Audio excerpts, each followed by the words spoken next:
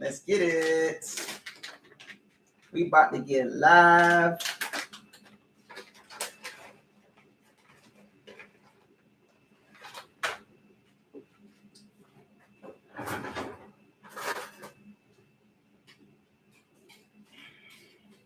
All right.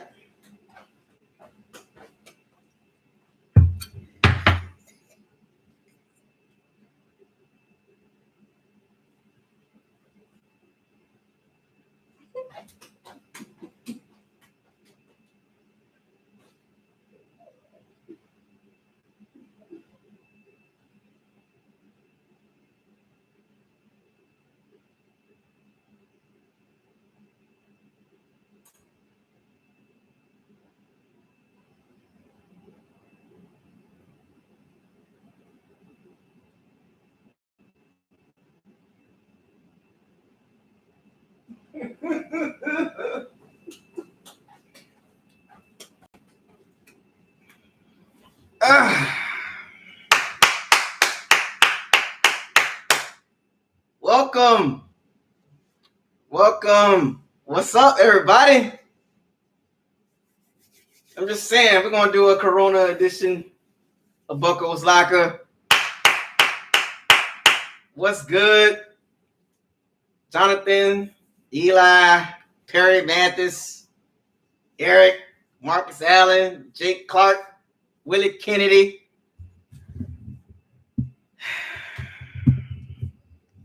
Let's get this mic going. Jeffrey, Ricky, A-Rod, Solomon Burke, Dre Long, what up, man? Andre Cook. That's cool in my eye.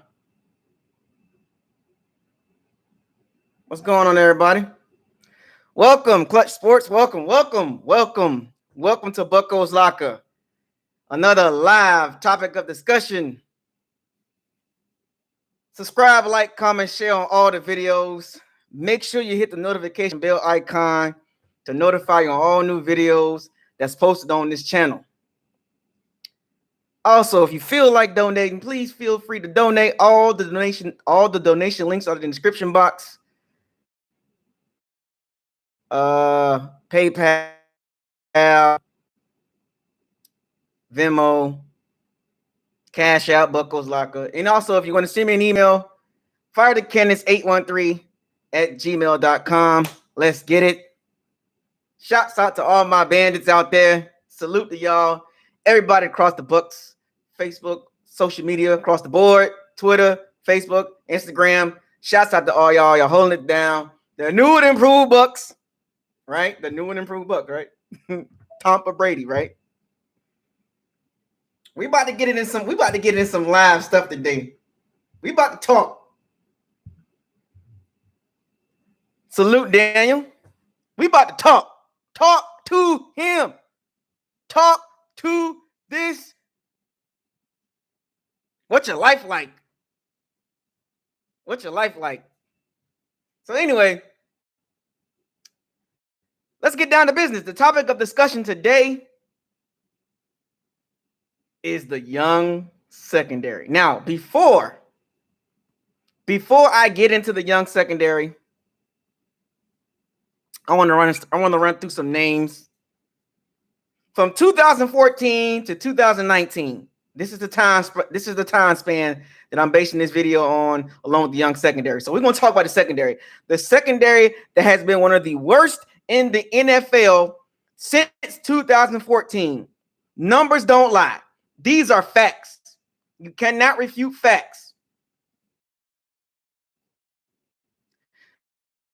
The Bucs secondary has been one of the worst in the NFL, the entire NFL since 2014. I didn't even go to 2013, 2012. I didn't go there. I started at 2014. One of the worst secondaries. If you do all the averages, completion percentage, a quarterback's completion percentage, touchdowns, third down percentage, yards per game, yards per throw, 20 plus yard throws, 10 plus yard throws, 30 plus yard throws, air yard, like every category that you can think of, the secondary is at the bottom. At the bottom. These are facts. No matter how you try to spin it, from 2014, numbers don't lie. Oh, Jason Light became the GM in 2014, quote unquote. Right? But let's just get down. Let's just start going through this list here. Since 2014, now, the biggest problem, or one of the biggest problems since 2014, has been the secondary. Poor draft picks, poor free agent signings have not produced the secondary that we need to compete in today's NFL. Now, I will get to the young secondary in a minute, but let me go through the history leading up to the young secondary. While it's hope with this new secondary. There is some hope. There's a new era. There is some hope. So let's get to it, right? We've had quarterbacks like Nick Foles, Case Keenum, Teddy Bridgewater, backup quarterbacks, roast our ass. The secondary has been roasted by average quarterbacks. Average. Case Keenum? Really? Backup quarterbacks making the secondary look bad. So 2014, Lovie Smith, Jason Light took over from Greg Schiano and his ridiculous nonsense. The draft picks in 2014, there were no draft picks to dress the secondary. Now we had some starters, we had some veterans back there, right? You know what I'm saying? You know what? Let's get unquarantined. We finna get unquarantined and let's get live. Let's get live. Let's go. Forget the. I want the smoke. I want the Corona smoke. 2014. It was all offense. All offense. No draft picks in the secondary. None. But we signed Mike Jenkins, former first-round pick, and Ultron Werner from the Tennessee Titans. Gave him a nice contract, like $26 million, like 4-year deal, right? Signed him, right? Lovie Smith, first year, his inauguration year. Lovie Smith, known for his defense, yada, yada, yada, yada. 2-14. One of the worst pass defenses that year. Jason Light, first year as the GM. He really wasn't the GM. He was like the assistant GM. It was Lovie Smith team, right? Remember Ultron Werner? Remember him? Remember him? I'm gonna take y'all back. I'm gonna take you back. I'm gonna take y'all back. Let me run it back. 2014. Re-signed Mike Jenkins, former first-round pick, and Ultron Werner to like $26 million, like 4-year deal. I'm gonna take y'all back. Remember, listen to the bars. Listen to the bars. Don't get in your feelings. 2-14. One of the worst pass defenses. Facts. Go back and look at yourself. You can't spend that. You can't spend that. No matter how you try to look at it. 2015. No picks in the secondary. We signed Sterling Moore, Chris Conte, everybody's favorite, Chris Conte, one of the worst safeties in the NFL. We signed him. He stayed with the team for 4 years and was utterly embarrassed by Vance McDonald on national TV against the Pittsburgh Steelers, and we haven't seen Chris Conte since. But that same year we signed those two guys, we lost Deshaun Golson. Remember Deshaun Golson? The hard-hitting safety that don't care about getting interceptions. All he cared about is getting hits. Huh? Remember Deshaun Golson? The safety from the 49ers that was actually good at one point, and then all of a sudden he went to trash because he wants the big hit instead of interceptions. But once again, that same year, 2015, no picks in the first round, no picks in that draft for the second round. Third round, no picks in the draft. No draft class picks for the secondary. Record 6-10. Pass defense still really bad. These are facts, folks. No matter how mad you get, no matter how much you try to spin it, these are facts. Numbers don't lie. You cannot refute numbers. Okay? So relax. These are numbers. This is not me. This is numbers. This is right here. It's not me making this up. This is right here. Numbers. Bad secondary. 2015. Oh yeah, DJ Swearinger. I remember him too. Trash. So 2016, after a 6-10 season and a bad secondary still, we had a 4-game improvement, but the secondary was still bad. Now, you go from 2 wins to 6 wins, you think that's improvement? No, they fired Lovie Smith, and they thought that Dort Cutter was going to leave, and they picked Dort Cutter over Lovie Smith after a 4-game improvement. After a really bad team improved 4 games. So in the 2016 draft class, this when the secondary started to kind of take shape in some sort of way, right? Vernon Hargreaves III, first-round pick, undersized cornerback, not that fast. He was a better press man than zone. This is when Dort Cutter and Mike Smith came into the fold. They brought that Atlanta scheme to the Bucs, which was an utterly disaster. I like using that word. It was an asinine defense. So it was Vernon Hargreaves in the first round. Then Ryan Smith in the 5th round, who turned out to be a pretty decent special teams. But every time he plays a game as a cornerback, he gets toasted like barbecue chicken. He is barbecue chicken in the secondary. When he had to start a couple games, he had to play, he was barbecue chicken. But he's a very good special teams player. He's a very good special teams gunner. I'll give him that. So in that same year, free agency, we signed Brent Grimes, Josh Robinson, and an undrafted rookie, Jadavion Elliott, who's now playing with the Panthers. But we lost Sterling Moore. Sterling Moore wasn't a bad guy. He wasn't a good guy. I mean, he was okay. He is who he is, right? He is who he is.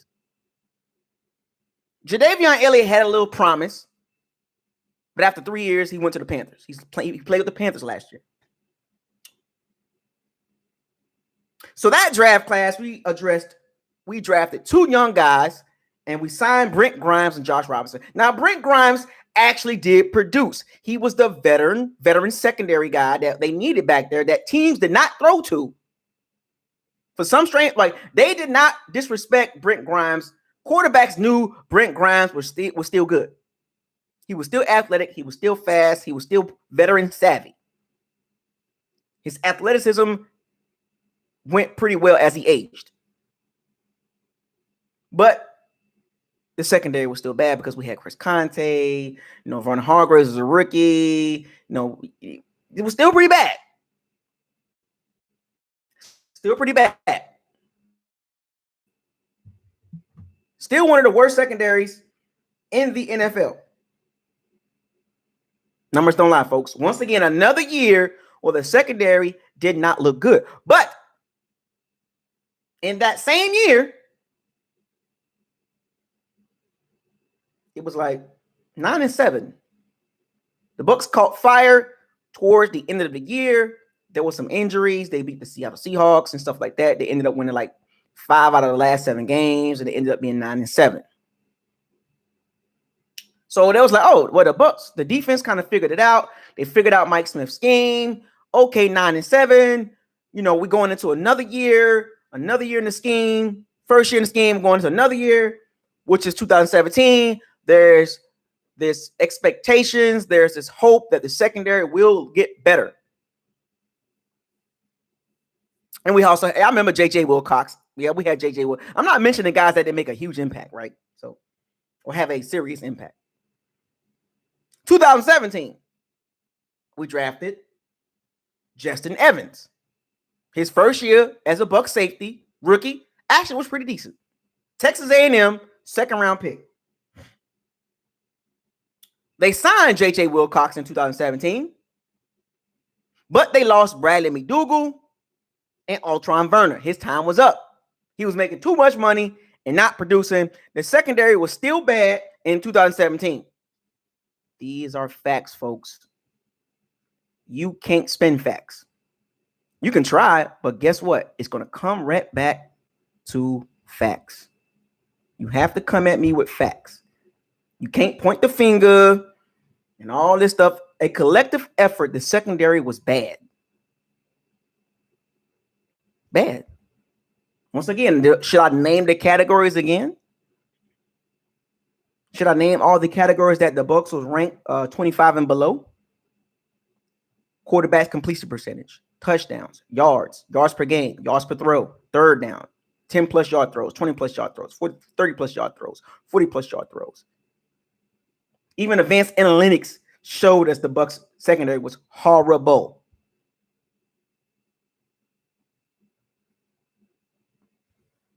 Don't get mad at me. This is the team. This is the secondary. I'm just exposing it because we don't like to talk about stuff like this. But Bucos Locker, here on Bucos Locker, we talk about everything. Right? So that was 2017. So 2018 rolled around. We like, man, what's up with this secondary? Like, we got to get this secondary figured out. The Bucs took a step back. They went 5-11. The secondary was still bad. Gave up too many yards. It was just bad. 2018 rolls around. This is where the transformation of the secondary begins, right? The actual secondary that we have now. That there is hope with this new secondary, and we'll get into that in a second. So 2018 rolls around. Dort Cutter, Mike Smith still there. Mark Duffner, they all sitting there.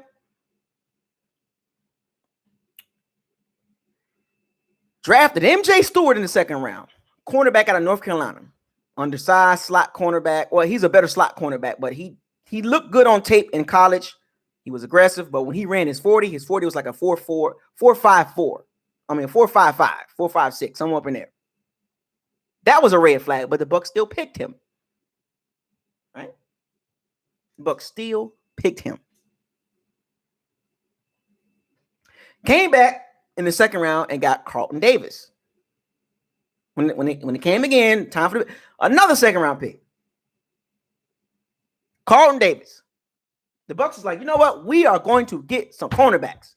They drafted their first big cornerback in Carlton Davis, a first cornerback over 6 foot. After years and years and years of cornerbacks under 6 feet, the Bucs said, you know what? Let's get a cornerback over 6 feet. Carlton Davis, 2018, second round pick. Pretty decent rookie season. A lot of penalties. You know, he covered it best way he can as a rookie from Auburn. Then they drafted Jordan Whitehead, Pittsburgh, strong safety, heat-seeking missile, I call him. He kind of remind me of Carl Joseph. He kind of remind me of Troy Polamalu, like, you know, undersized safety, but it can lay the wood. But his coverage skills was really lacking. And the one thing that stood out to me with this draft class is the speed. MJ Stewart, Carlton Davis, Jordan Whitehead did not run pretty well in their 40s. Once again, in that same year, we re-signed Keith Tandy, who is back with the Bucs as a special teams assistant under Keith Armstrong. And we re-signed Brent Grimes. That draft class did not have speed. Carlton Davis has length and stride. You know, he strides. He's a strider. But Carlton Davis was the best pick of that draft class. MJ Stewart was getting toasted in the slot. How many times did we have to watch MJ Stewart struggle in the slot on key downs, especially on third down? We knew where the ball was going at. It was going at whoever Keith or whoever MJ Stewart was guarding. Quarterbacks completed over 70% of their passes against MJ Stewart. And for some strange reason, MJ Stewart always was trailing. His trail technique was so bad. He has no top end speed, but we had him starting as a slot. And the quarterbacks feasted on MJ Stewart.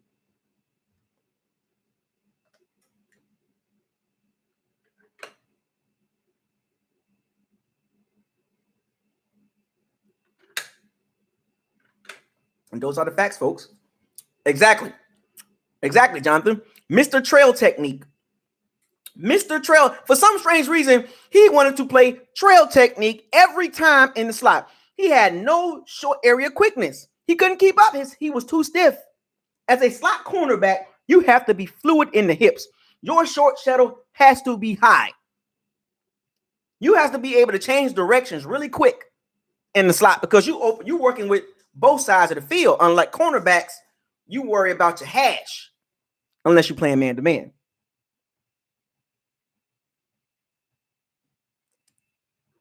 But it was MJ Stewart's rookie season. And, you got to give him a pass. But once again, in 2018, secondary was still bad. The Bucs was 5-11. Secondary was still bad in numbers across the board. Every category, the Bucs ranked very low. I named all the categories. These are facts. Once again, I want to remind y'all, in the fine print, these are facts. You cannot refute what I'm saying because how can you defend year after year the secondary was pretty bad? No matter how you look at it, turnovers or not, the secondary was bad. I'm sorry. Just point out facts. So 2018 was done, 5-11. Wholesale changes. Mike Smith so let me go back to 2018. The turning point. Mike Smith, first couple games, the defense gave up a lot of points. And there was a bye week before the Bears game. Dort Cutter, Mike Smith's best friend, should have fired Mike Smith before the Bears game. Had 2 weeks to figure this out. He decided to keep Mike Smith another game. And that was a mistake. That's when Mitchell Trubisky went for 6 touchdowns. Let that sink in, folks. Mitchell Trubisky went for 6 touchdowns against that horrible secondary full of young guys and some veterans. The scheme was bad.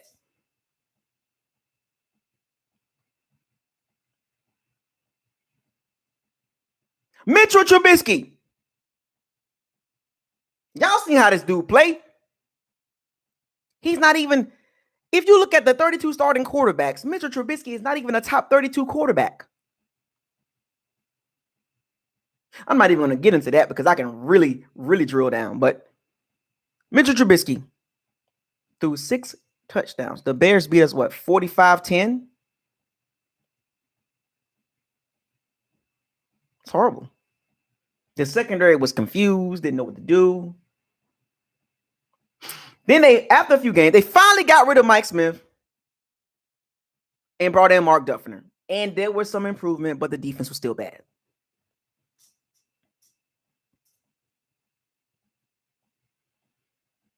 Still finished at the very bottom in a lot of categories. It was almost like 2 5-11 seasons back to back. You digress. You went from 9-7 your first year, 5-11, 5-11. That was the same year Chris Conte got stiff arm out the league on national TV.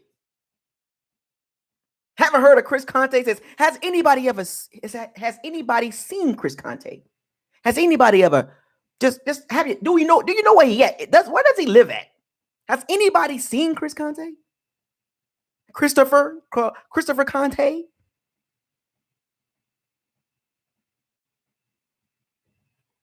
He hasn't been re-signed since. Now, the Bucs finished 5-11.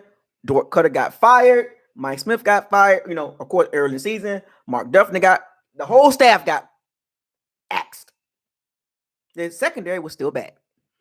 2019, Bruce Arians, Ty Bowles, who got fired from the New York Jets, and that dysfunctional organization. He brings in Ty Bowles. Jason Light goes out and get his best friend, Bruce Arians, Ty Bowles, Keith Armstrong, Brinson Buckner I think Brinson Buckner got fired too, I think. Yeah, but anyway, he didn't get Brinson Buckner. Brinson Buckner got released too. But he bought in Todd Bowles, and Todd Bowles' first year was like, look, Jason. Well, Chris Conte was playing on a PCL injury. That was the excuse. Nah, I don't know. I don't believe that. Todd Bowles comes in and says, Jason Light, I've seen the numbers of the secondary. Give me some corners. BA, you good? You good with that? BA looked at Todd Bowles. Yeah, I'm good with that. Jason, we need some corners. So Jason was like, cool.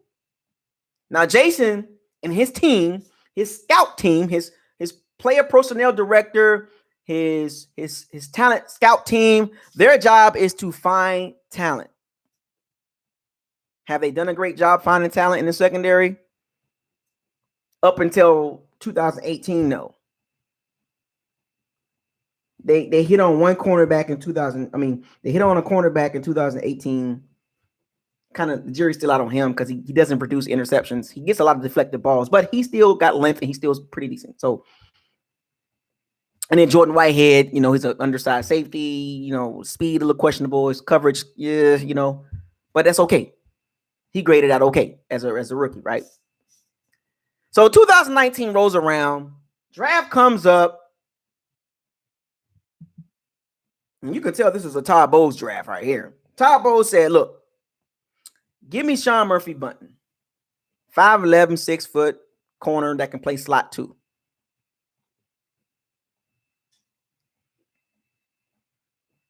Give me Jamel Dean, 3rd round. Long cornerback from Auburn. They like Auburn cornerbacks. SEC cornerbacks, right? 4'3", long, can run. And y'all can see how good he can play. 3rd round pick, Mike Edwards, a safety. This was a just in case Justin Evans don't come back pick. Mike Edwards was the insurance pick for Justin Evans. And Justin Evans has had injuries after injuries at his damn feet, his ankle's toe, his toe can't get right.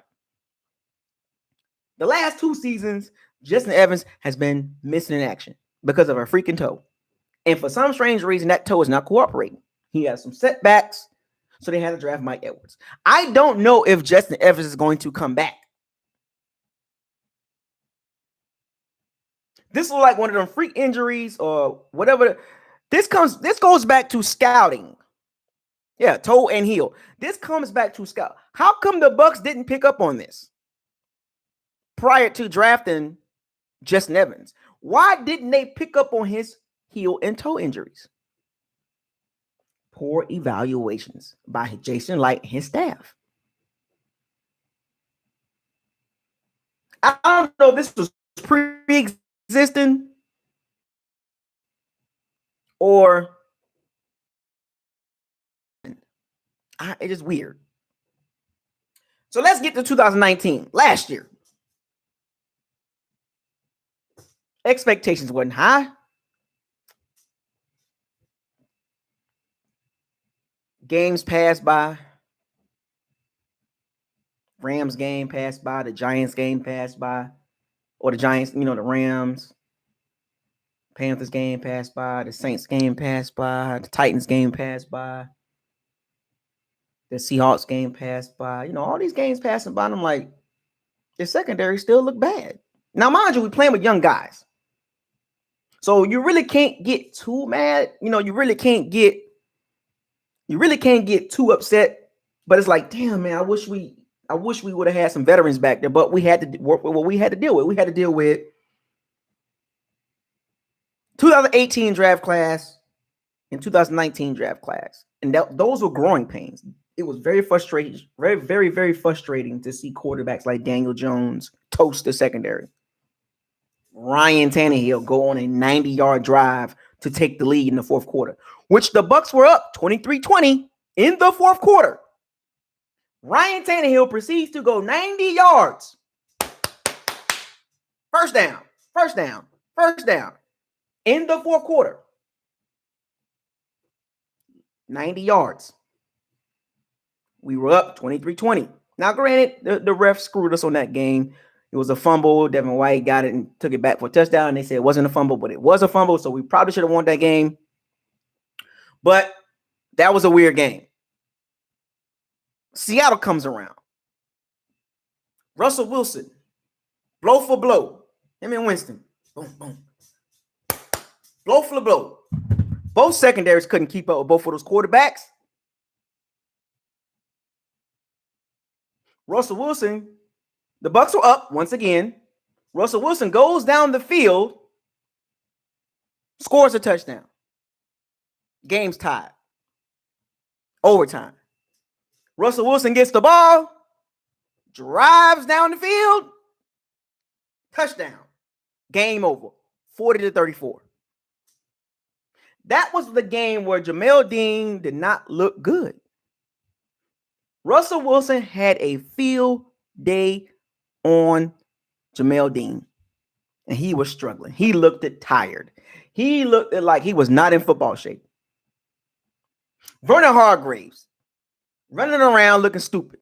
So it was an undisciplined, no veteran leadership secondary against one of the elite quarterbacks in the league. A top 5 quarterback will pick you apart if your secondary has no veteran presence, and we didn't have that. Vernon Hargreaves was still young. Carlton Davis missed that game. Exactly. Jamel Dean had injuries prior to that game. So he was not in football shape. Jamel Dean is an injury-prone guy. He has a lot of soft tissue injuries. Exactly. Jamel Dean was barbecue chicken. Because he didn't have time to practice. He's very injury prone, which concerns me about Jamel Dean. It's a lot of soft tissue soft tissue injuries with him. He always getting nicked up. So I want y'all to pay attention to that moving forward with Jamel Dean, with his injuries. Because he was injured quite a bit last year, especially in the first 10 games. So the Seahawks game passed by, then we go to the back end of our schedule, and that's when the secondary started playing better. Now, granted, the offenses wasn't the best. You know, the Jacksonville Jaguars, the Arizona Cardinals, Falcons, the Indianapolis Colts. Jacoby Brissett was baking us. He was baking the secondary. Jacoby Brissett was baking the secondary. Even the Lions quarterback, Ball, forgot his last name, his first name, but the Lions backup quarterback, third string quarterback, was torching the Bucs secondary. But the Bucs secondary held their own. Now, it wasn't against the elite offenses, right? You know what I'm saying? But it was good enough to have improvement. So the Bucs started to win games because the secondary played better. Jamel Dean got his football shape in, and it was pretty good. It was looking good. So you saw the potential of the secondary. So the end of the season, of course, we know how that ended. The Bucs ended 9-7. So here we are now in the off season, where a lot of draft capital has been invested in the secondary the last 4 years. Vernon Hargreaves, Ryan Smith, Justin Evans, MJ Stewart, Carlton Davis, Jordan Whitehead, Sean Murphy Bunting, Jamel Dean, Mike Edwards. Nine draft picks in the last 4 years in that secondary. Nine.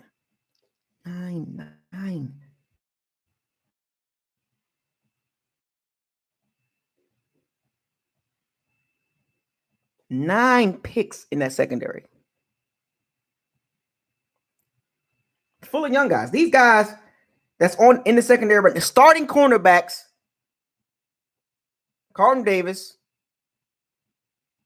Jamel Dean, guy, Murphy Bunting. Murphy Bunting took over the slot position over MJ Stewart. He's better than MJ Stewart. I'm glad they made that change. I'm glad they made the change from MJ Stewart to Sean Murphy Bunting. I'm glad they started Jamel Dean. And they kept some faith in Carlton Davis and Jordan Whitehead. And Mike Edwards was playing slot too. So he's versatile. So they have a versatile secondary. a secondary that can pretty much play anywhere, right? Kind of, sort of. Like a versatile secondary that can play, like the cornerbacks can play all three positions, boundary, they can play the boundary corner, they can play the slot, they can all play around, and then you got the safeties that can play the slot too. So that's really, really good. So there is hope with this new secondary. Young, talented, but young. But no veterans back there to help them. So this offseason, it will be nice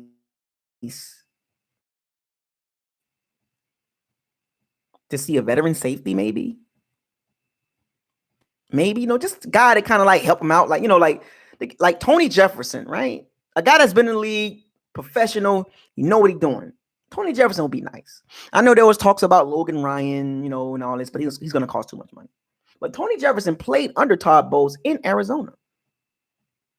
I remember when people was talking about Patrick Peterson, maybe the Bucs should trade for Patrick Peterson. No, you stick with what you got. You got to let those guys develop, but they need some veteran help. Dakota Dixon was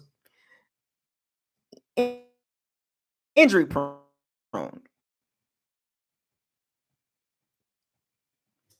Dakota Dixon was okay, but I didn't see enough of him to actually talk about him like that. I know Bruce Arians talked highly about Dakota Dixon, but Bruce Arians, you got to be careful with Bruce Arians. He liked to talk, just like he talked about, the secondary's fixed and the running game is fine. Peyton Barber's a starter and all that and all. Don't listen to Bruce Arians. Sometimes he just be talking just to be talking. But it'll be nice to see a veteran safety back there. I was going to get to that. Now, there are some talks about Jamal Adams possibly getting traded. His cap hit is like $3.6 million. Jamal Adams will be a upgrade at safety. And I hate to, I'm not belittling Jordan Whitehead or Mike Edwards or Justin Evans, but Jamal Adams is here. Jordan Whitehead is here. Mike Edwards is here. Justin Evans is here.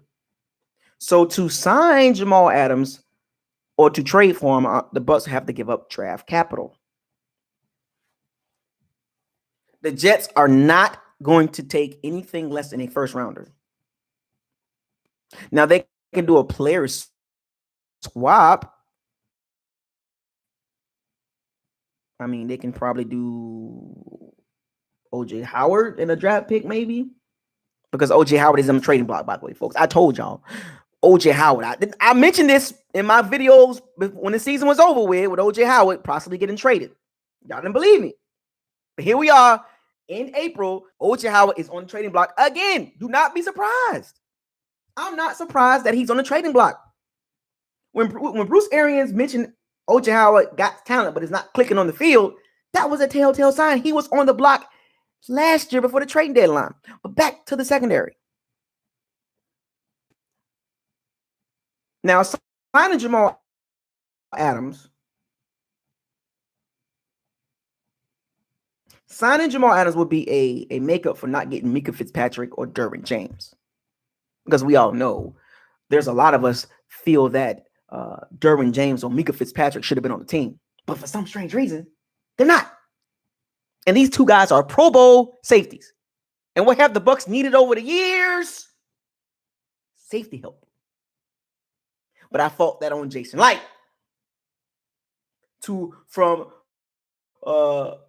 avoiding drafting a safety. Derwin James or Mika Fitzpatrick should have been a Buck. Period. Like, no matter how you try to spin it. Now, I know he's a good player, but what's more valuable?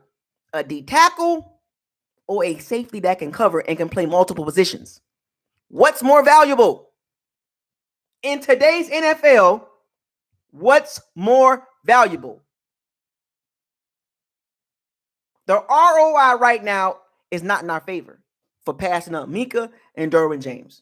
Right now, the ROI states that our return on investment for passing up Derwin James and Mika Fitzpatrick twice is we got a defensive tackle that is good, ascending, Haloti Ngata type guy. But long term, what is the more valuable pick? I bet you right now, If you was to redo that draft in today's NFL, a passing league, you take the secondary guy. You take the safety that can play slot, corner, and safety. You take Derwin James. You take the safety / linebacker / slot. Derwin James is like Cam Chancellor. Game changer back there. Big, fast, strong, physical.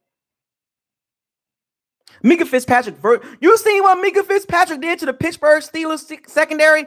The Pittsburgh secondary was always in question. Pittsburgh said, you know what? We giving up a first rounder.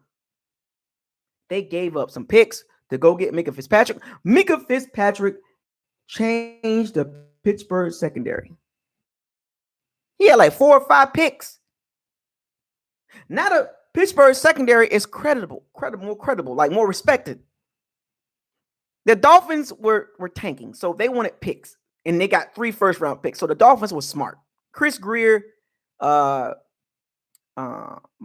Flores, shouts out to them. They're rebuilding. They started from scratch. They got a lot of picks in the next 2 years, so they'll be fine. But Mika Fitzpatrick has changed the Pittsburgh secondary. Could he have done that to the Bucs secondary? Of course. Could Derwin James change the second? Of course. But that's neither here or there. That's woulda, coulda, shoulda. We got to work with what we got now. Carlton Davis, Jamel Dean, Murphy Bunting, Whitehead, Edwards. And we had Andrew Adams too, but and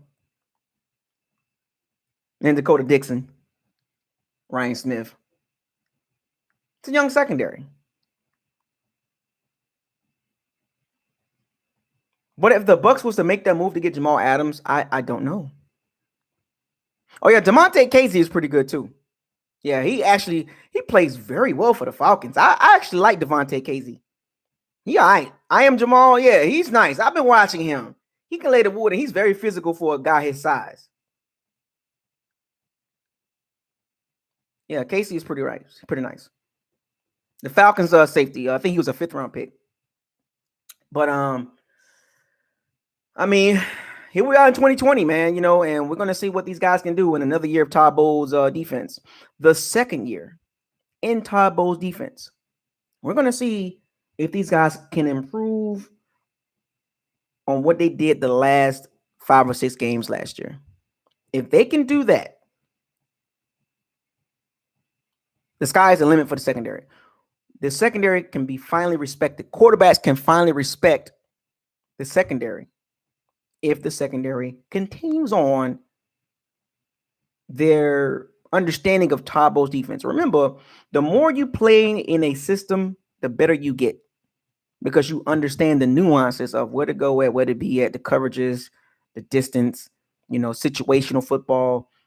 And Carlton Davis, this is his 3rd year. Jamel Dean, Murphy Bunting, and Mike Edwards will be their 2nd year. So they're growing together. And I like what I saw with them. Now, of course, what works well with the secondary is a good pass rush. And I talked about that. And having JPP back for a full season, if there's a season, will also help the secondary get more turnovers, get more interceptions. In particular, Carlton Davis. He gets his hands on a lot of balls, but he doesn't get interceptions.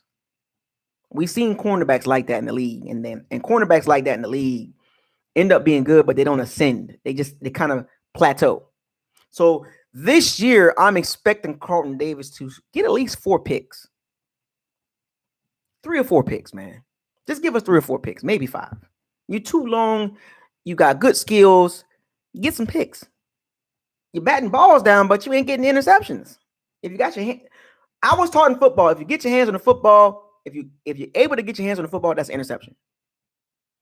Just like catching a ball. If that ball touch your hand, you're supposed to catch it.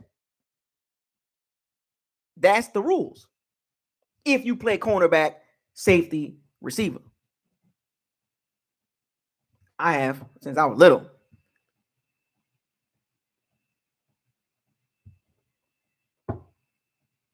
I was always taught, you get your hands on that ball, it's supposed to be a catch. That's the mentality you're supposed to have. Those are facts. And for those of you that didn't play football, you don't understand. No shots at you, but you just don't understand how that works. So Carlton Davis need to get interceptions. Murphy Bunting has the ball skills. Overall, he's our best. I would say overall, Murphy Bunting is probably our best cornerback. I know people might say Jamel Dean. Potential-wise, he can be our best cornerback. But right now, Murphy Bunting is our best cornerback. Because the dude is very savvy. He can cover. He can intercept balls. He has instincts. Got that Rondé Barber in him, right? Kind of always around the ball. Just kind of know how to cover. He know where to be at. He's very disciplined. Now, I can give much credit to Jason Light's scouting department for getting Jamel Dean and Murphy Bunting. Now, Mike Edwards, I don't know. He was struggling a little bit, but he'll be okay. So I give the scouting. I give Jason Light and his scouting department credit for the 2019 draft. Actually, I will give Todd Bowles and Bruce Arians more credit, but I do give Jason Light the credit because as a GM, your job is to put together a winning roster, a roster that can win. And he hasn't done that. He hasn't put the best roster together to win games. And the fact that he's still around is crazy. To me, a lot of GMs after 3 years get fired. It is what it is. And he's lucky that he got the owners in his back pocket. So he had to do what he had to do. He had to go get the guy that can get him over the hump. And you've seen it in 2019 draft class. That's what happened.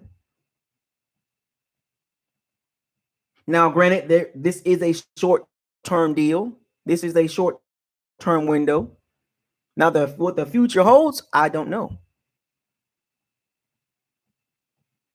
And this is what separates Bill Belichick, the Steelers organization, the Chiefs organization, the Saints organization, the Packers organization. This is what separates, Seahawks organization with John Schneider and Pete Carroll. You know what I'm saying? This is what separates the Colts turned it around. It separates the great front offices from the average to below average front offices. And the Bucs front office hasn't been great prior to Bruce Arians and Todd Bowles and getting here. If you just take Jason Light by himself and rate him out of 32 GMs, where do you put Jason Light at? I got him in the 20s. Out of all the GMs, I got him in the 20s. Early to 20s. I mean, so him putting together this secondary, kudos to Jason Light on that and his scouting team. Kudos, because the last 2 years, there is hope. There is hope with this secondary. It took him long enough to figure it out. Get long guys that can run, that can get hands on the ball. Stop drafting undersized cornerbacks. If you're going to draft an undersized cornerback, he needs to be elite in everything.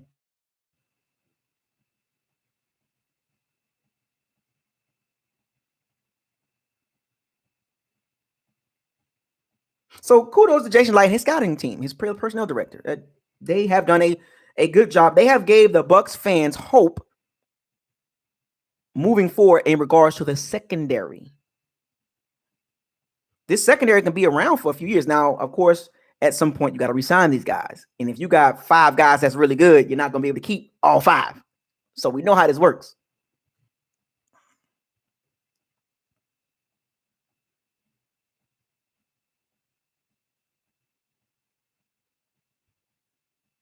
So we're going to see.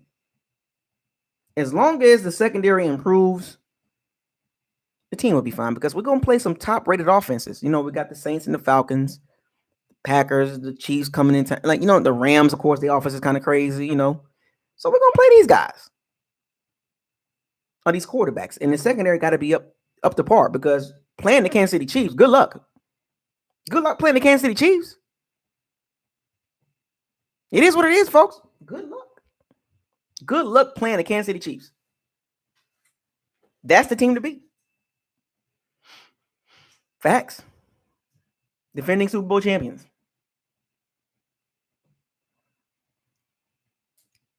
And the one thing about Todd Bowles' defense, if you looked at his defense back in the New York Jets, he didn't have talent. But when he was in Arizona, when he had talent, the defense was pretty damn good. They had an elite cornerback named Patrick Peterson and Tony Jefferson, prime safety. So they had talent all over the place in Arizona. Because remember, when you play a high octane style of offense, the defense will be on the field quite a bit. So with Todd Bowles, when he blitzes, you got to be able to cover. Folks, I want you to understand that this team is similar to Arizona's team. Look at Arizona's team when Bruce Arians and Todd Bowles and Jason Licht was there. It's very similar. The only difference is Arizona was already there. We're trying to get there. Arizona needed a quarterback, right? You know what I'm saying? Like Carson Palmer, Tom Brady, old veteran quarterback, you know what I'm saying? Last hurrah type thing. Arians had David Johnson. We got Ronald Jones. Question still on him, but David Johnson exploded on the scene. Larry Fitzgerald, Chris Godwin, Patrick Peterson, Carlton Davis, Jamel Dean, Tony Jordan Whitehead, Mike Edwards. You see the comparisons? You see the comparisons? The O-line had shaky issues in Arizona. Carson Palmer got beat the hell up with that poor O-line. Our O-line is a little bit better than Arizona's O-line. So there's similarities. So we're going to see how this secondary turns out. I'm looking forward to seeing the young secondary ascend. I got expectations for them. I do. Murphy Bunton is solid. I got my cornerback. I like Murphy Bunton. The safeties, I don't know. It remains to be seen. Do they go get Jamel? Do they get Jamal Adams? I don't know. So we'll see. So shouts out to everybody in the chat room. The chat room has been lit. I see y'all commenting and everything like that. I got hope with this unit. I got confidence. My confidence level is like a 7-8 with the secondary, because of from what I've seen in the skill set and watching tape on each of these guys, there is a lot of potential. Now, you don't win games off potential. You don't win games off potential. You have to win games on the field. You have to be able to stop quarterbacks on 3rd and 12, because the run defense is going to be fine. 3rd and 9, 3rd and 7, 3rd and 7 plus, the Bucs got to be able to get off the field. And a lot of times last year and over the last 4 years, the Bucs could not get off the field on 3rd downs. When it's time to pass the ball, get off the field. You know how many times I've seen 3rd and 7s, 3rd and 10s, 3rd and 12s? First down. Come on, MJ Stewart. You know what I'm saying? Like, you know how many times I done seen 3rd and 12s and 3rd and 10s and 3rd and 11s, 3rd and 9s, the opponent's quarterback. First down. Like, God damn it. And a momentum switch, you know, a momentum. First down. Like, damn, if we would have got off the field, got the ball back, we would have had some momentum. You got to be able to make the stop. The secondary just got to improve. They got talent. They got potential. They got upside. They just got to improve. Carlton Davis got to stop with the penalties. Stop grabbing. Grab it. He's grabby. Reason why he's grabby, because his technique. He loses focus with his technique. He got the grab. He feel like he got the grab on or something. Carlton Davis, penalty after penalty after penalty on key situations. These ghost flags come out of nowhere. Like, what happened? Holding, number 33, 5-yard penalty, automatic first down. I'm like, oh, that was a 3rd down. It was 2nd and 12. Holding, number 33, illegal contact, number 30. Like, God, what are you doing, Carlton Davis? Technique. You got talent, man. Technique. Hone your technique. Watch more film. And a lot of us used to think about, where are these phantom penalties coming from? Right. Jerry Upchurch, inexperienced and undisciplined secondary, but you get more experience, you become more disciplined. But these are the growing pains that we all had to endure last year with the secondary. The Giants game, the Titans game, the Seahawks game. It's like, damn, the Rams game. Like, what the hell? The Saints game twice. Like, come on, make it stop. Do your job. Help the offense out. Help the special teams out. Like, remember, everything works in cohesion. Or better yet, low coupling. I'm speaking on some software stuff, but some IT stuff, but coupling. Low coupling, that means you depend on other things to work. Everything got to be in sync. Cornerback, safety, slot, they all got to be coupling. Everything's got to be together. High cohesion. That means, you do what you do, but you depend on others to do their job too, to help your job easier, to make your job easier.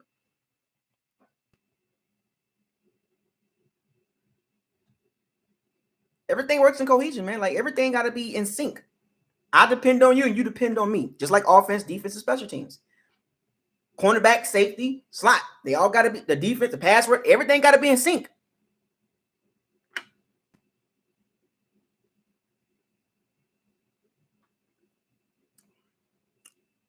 They just got to watch more film and get their technique down. And they'll get better because they got, and I meant to bring this up. And this is how you know sometimes making the change can help the team out, particularly the secondary. And I forgot to bring this up. I apologize. When Vernon Hargreaves got cut or got released, the secondary played a lot better.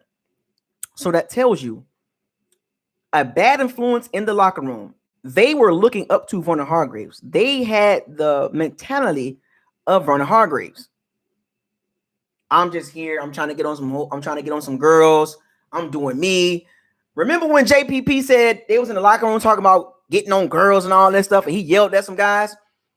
There were rumors that it was Vernon Hargreaves talking about, I'm worrying about some girls, man. I ain't, you know what I'm saying? I'm doing me. That was rumor said that. Rumors out there that Vernon Hargreaves was amongst that crowd that he was talking to.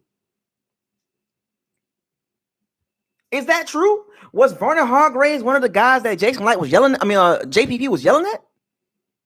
Talking about girls after a loss? And the secondary took the shape of what they saw, what they looked up to. It's just like growing up as a kid. What you see as a kid is kind of what you kind of like start to kind of program in your head. Oh yeah, Vernon Hargreaves he looked good coming out the locker room. He looked good coming on that field with his towel hanging on the side and his armbands and wristbands and looking all pretty and the meow and all that and looking all look like a cat. I want to look like a dog. I need dogs. Remember that video? That coach from Carolina coming out there looking all with your headbands on, with your leg wraps on, and your wristbands and your visor, you know what I'm saying? Your eyeliner looking all pretty and stuff like a cat. I need more dogs. I want more dogs on the field. I need more dogs. I need no cat, no meows. Vernon Hargreaves was a meow. He was a meow guy. He wasn't a dog. He wasn't a dog. I need more dogs. I need no cats, no meows. Got my bands on. I got my visor on. Got my eyeliner. I got my bandana on. Got my sweatbands around. A lot of guys look like that. I play with them. I played with a lot of guys that look good coming on the field. Look good, but was not good actually playing football. I need more dogs. You look like a cat. Meow. I got my eyeliner on. I got my headband. I got my bandana. I got my wristbands. Got my visor on. He was too pretty. Vernon Hargreaves went to Warden High School in Tampa.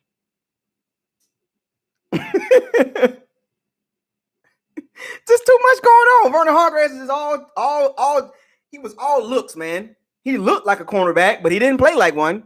Lining 15 yards off the ball, 10 yards off the ball, 3rd and 7. third and 7, he 10 yards off the ball. Wait, you got no confidence, man. That's one of the hard grades for you folks. But when they got rid of him, the attitude of the secondary changed. It was almost like they were basically playing to the level of Vernon Hargrave's level. The effect that he had on those young guys was ridiculous. He affected all those guys. He was like, Vernon Hargraves was the coronavirus before the coronavirus on the Bucs. He was the Buck virus. I need to give him a name. You know, they got the coronavirus, the Vernovirus. He was the Vernovirus. The Vernovirus. He infected MJ Stewart, trail technique. Mr. Trail. You know what MJ Stewart got that from? He got that from Vernon Hargraves. Look, when the receiver beats you, you run behind him. What? Why do you think MJ Stewart played like that? Mr. Trail technique. He got it from Vernon Hargraves. He gets released, and the Texans picked him up, and he taking shots at the Bucs. As a matter of fact, Vernon Hargraves, if this video gets to you, where are you right now? Where is Vernon Hargraves right now? Huh? Where is Vernon Hargraves? Did the Texans pick your 5th-year option up? Where is Vernon? You know, they say, Dave Chappelle was like, where is Ja? Can somebody please find me Ja? I need answers. No, where is Vernon Hargraves? I need answers.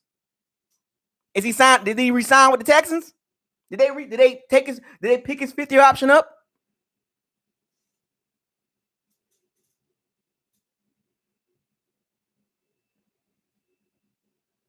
Oh, the Texans took him back. Can somebody please find me Vernon? Where is Vernon?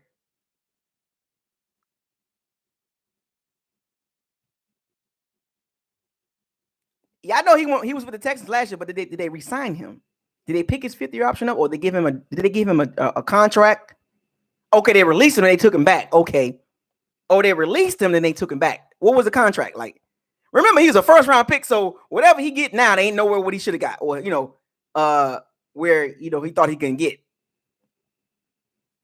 And he didn't look good with the Texans either. Where is Vernon? Can somebody please tell me how to play cornerback? Find Vernon Hargraves. I need to learn how to play cornerback. Line 10 yards off the ball and play the trail technique. Find Vernon.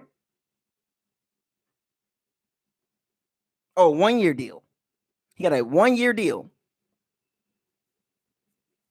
See? From a first-round pick to a 1-year deal. A 1-year prove-it deal. That's what that is. A 1-year deal. A former first-round pick with that 1-year deal. A prove-it deal. Like, prove to me that you actually good. He had the nerve to take shots at the Bucs organization when he was in the playoffs with the Houston Texans. You don't sit your...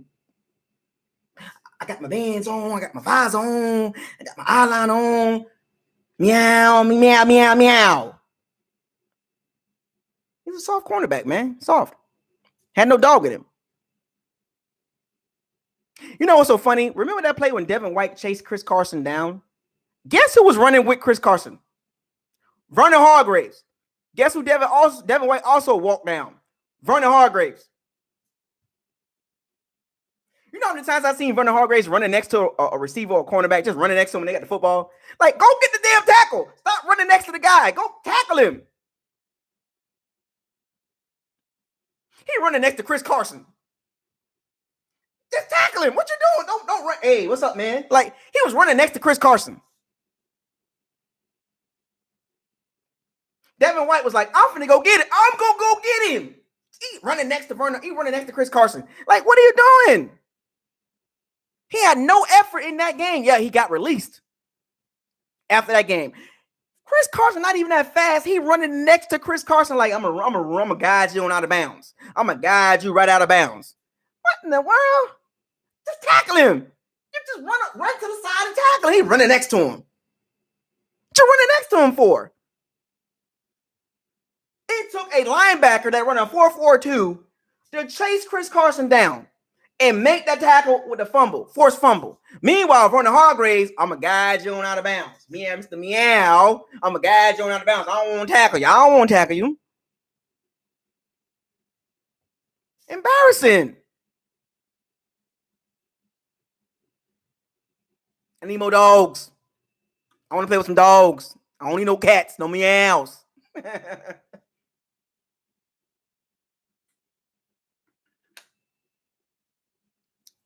But Bruce Arians was not having that. Bruce Arians called out Vernon Hargreaves early last season in the offseason.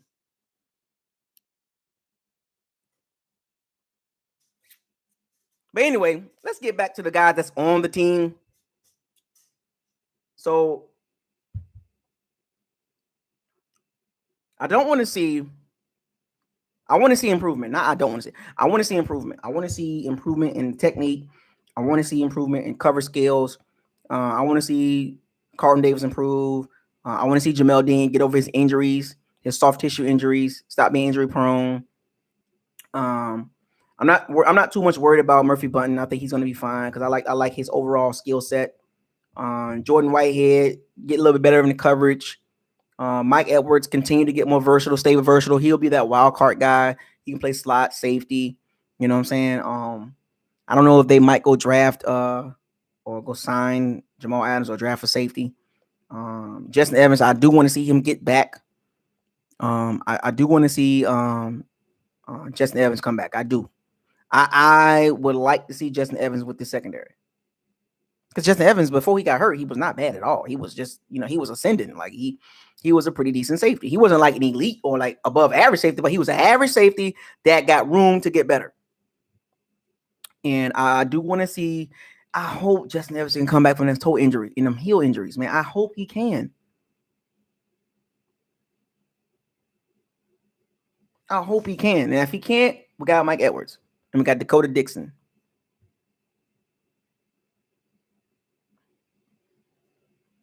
Nobody might go get Jamal Adams or Tony Jefferson. I don't know.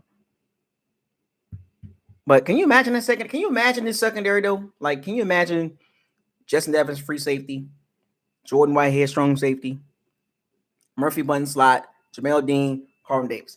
That's a solid secondary. That's a solid secondary.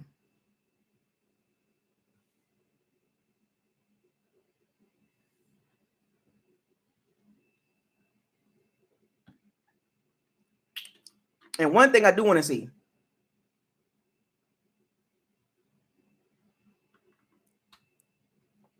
The one thing I want to see out of the whole secondary as a whole is I want to see them actually get interceptions.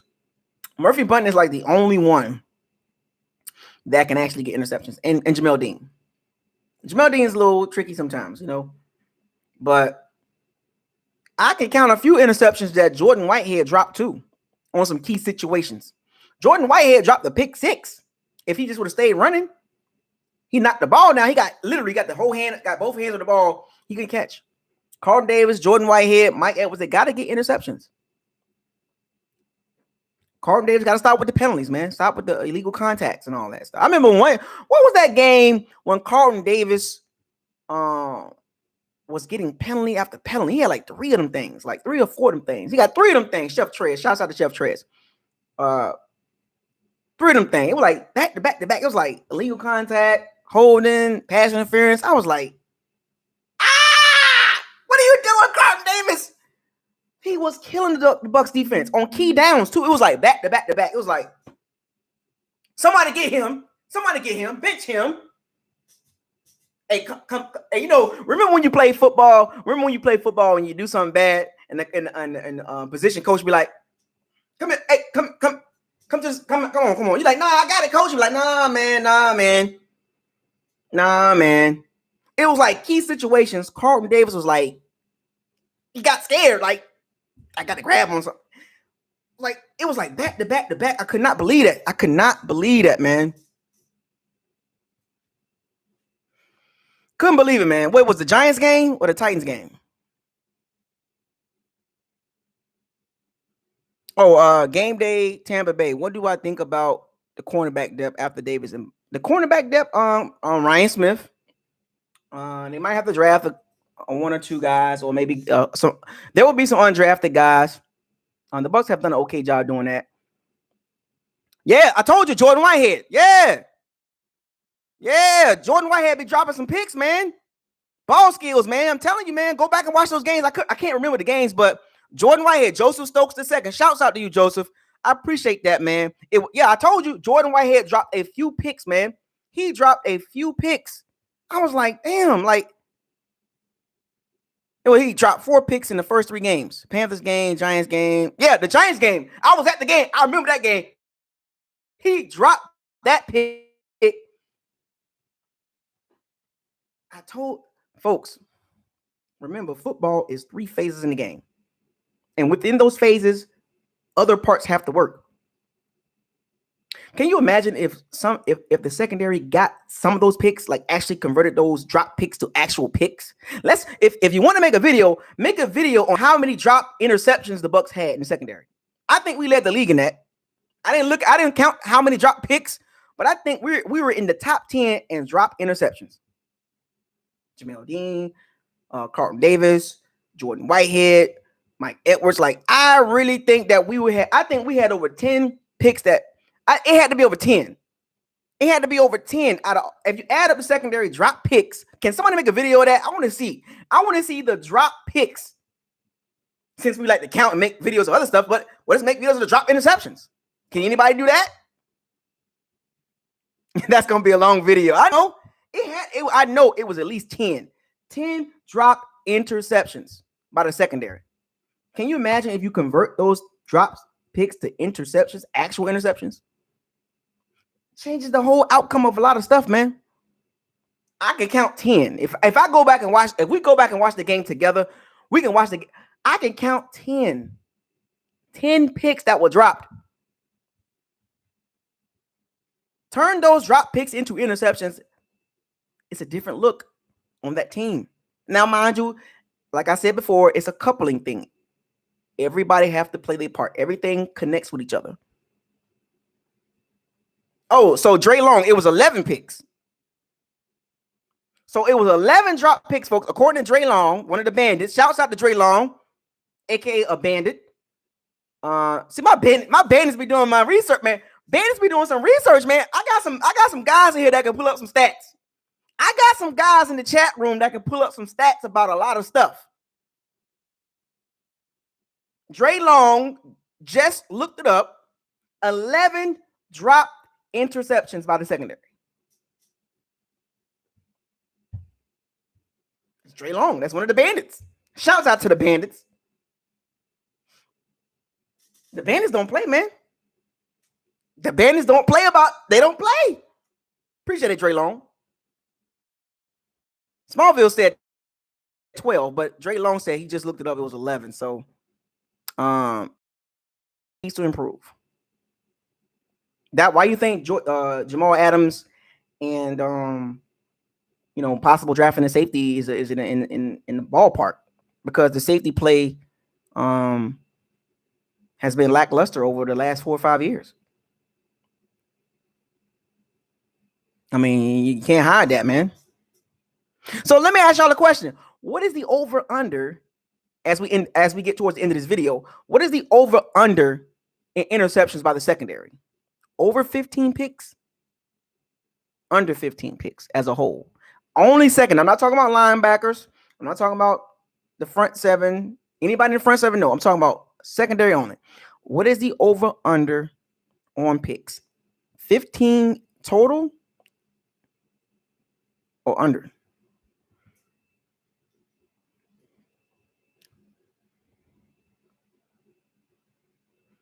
The Ghost of Judah Tribe said they'll have 22. Bank on it. Okay, Ghost, you said 22 total. Bank on it. All right. Chill Rich said, so Grant Delphi in the first. No. Lineman, man. Grant. You take the O lineman. You take the tackle, man. Not Grant Delphi. Too high for Grant Delphi. Under 20. Okay. Under. I see a lot of unders. Under. See, under. Remember, folks, this is a passing league, so you got to have more than 15 interceptions if you're going to make some damage. Yeah, Antoine Winfield Jr., man. I don't know if we're going to pick him in the second round. We got other needs. Unfortunately, folks, you got to understand, there has been too much draft capital been draft. Like, for the Bucs to draft a secondary guy in the first 3 rounds, man, it's just hard to justify that, man. A lot of unders, man. A lot of unders, man. A lot of under 15s, man. See? So y'all ain't got no confidence in the secondary, huh? No confidence, huh? Damn. Y'all ain't got no confidence in the secondary, man? No confidence. Under 15 interceptions amongst the cornerbacks, safeties, and slot guys, huh?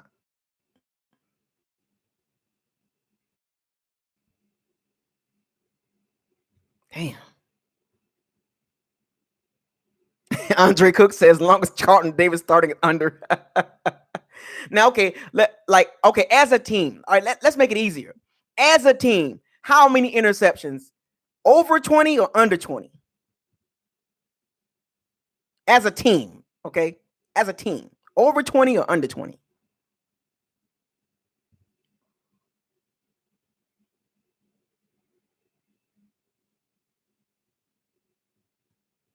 I'm waiting.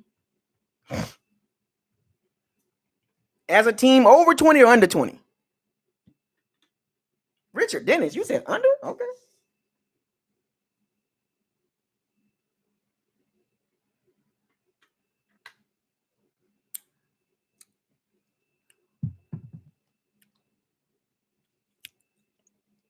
Oh, not over. A lot of overs. Smallville says under 15 because team made the adjustments to second year of Todd Dobo's defense. Jonathan Brutus said 28. Oh my gosh. I'm gonna say about 20 to 23 total. But secondary wise, I'm gonna say between 10 and 15.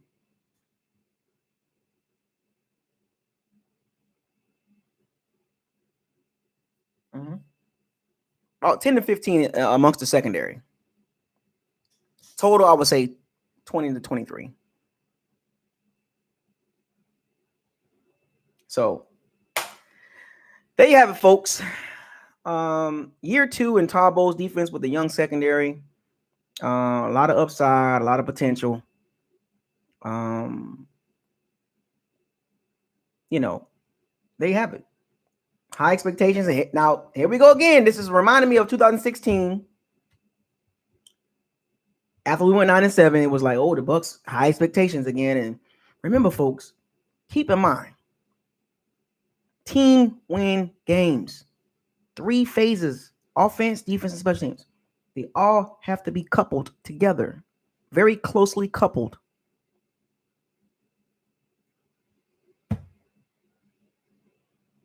The cohesion has to be, they have to depend on each other. Cohesion. When you don't build something and say, oh, that's what you do and that's all you do. You build something that depends on something else. It's going to take a valid team effort. And as I've been going through these parts of the team, it all comes back to the team. Now, I haven't got to the quarterback situation yet. That will be the next video, the quarterback and the coaching situation. That will be my last video. And then I will segue into other videos to the draft. I will start talking about the O-line possible picks. I'll talk about the big 4. I'll talk about the running backs. But I'm basically giving y'all a whole picture of how the team is how the team can possibly look in 2020. Right? I gave y'all the running backs. I gave y'all the O-line. I talked about the special teams. I talked about the front 7. Now I'm talking about the secondary. Now it's the quarterback, Tom Brady, and the quarterback coach, Tom Brady and Bruce Arians will be the next conversation, the next video. So stay tuned for that video. Folks, I'm giving y'all the whole overview of the team. See how I'm doing this team. I'm not singling people out. I'm talking about every part of the team. Unlike a lot of you don't talk about the team. You always talk about the same thing every day. It's always one person. Like, you do realize there's 52 other guys on the team, right? You do realize that.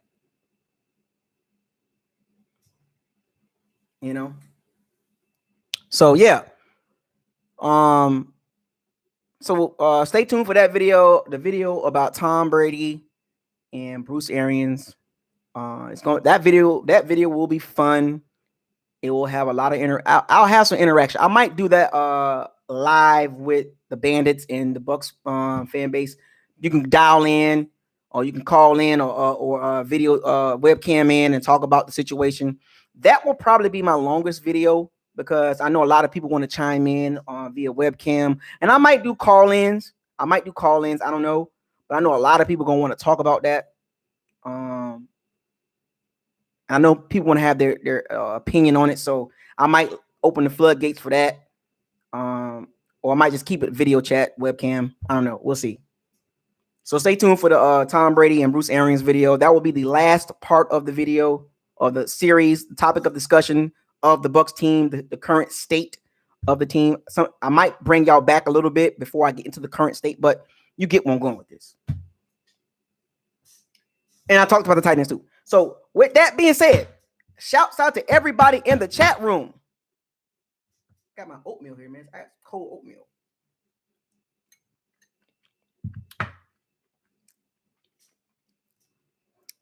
Shouts out to everybody in the chat room. To all the haters, or to some of the haters. I see a couple of them in there. They keep trying to get my attention, but they're not saying nothing to get my attention. They're not really saying something for me to be like, to give them shine.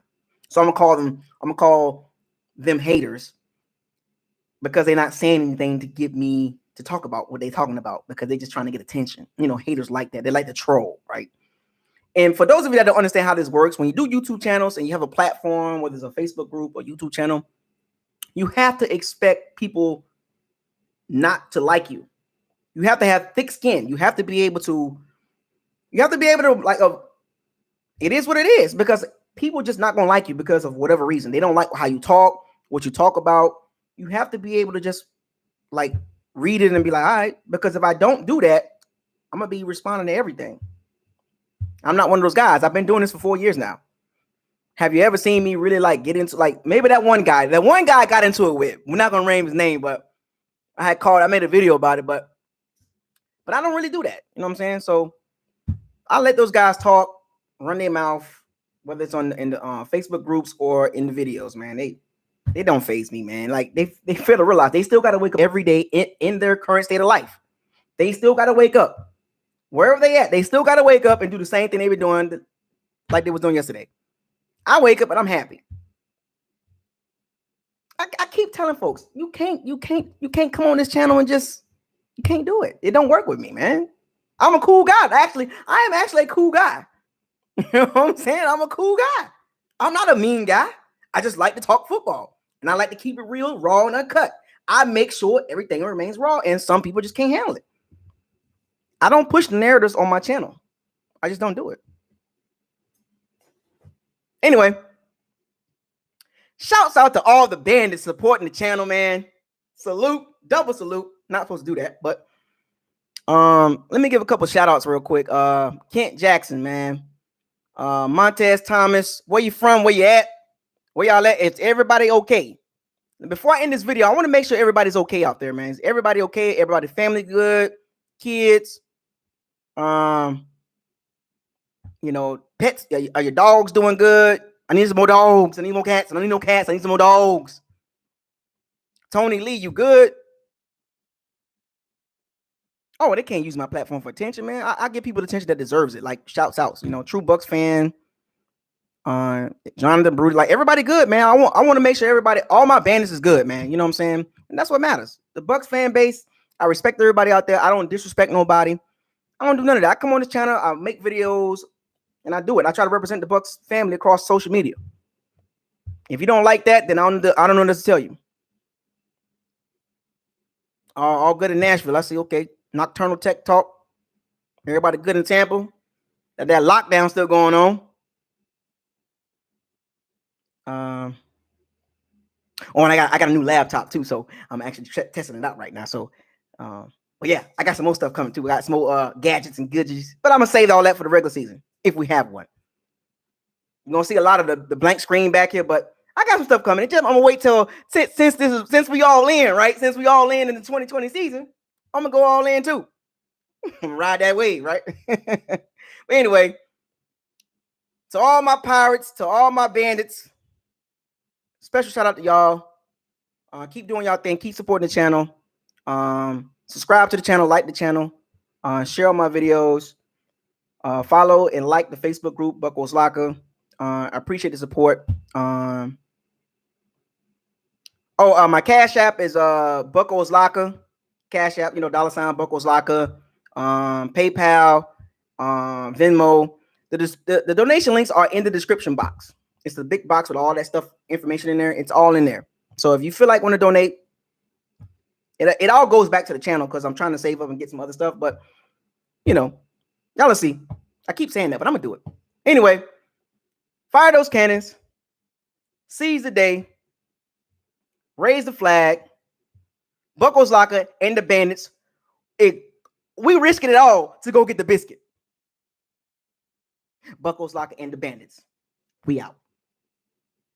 Stay safe, stay sanitized, and keep your immune systems up to par. I want to see everybody back for the 2020 season. Peace.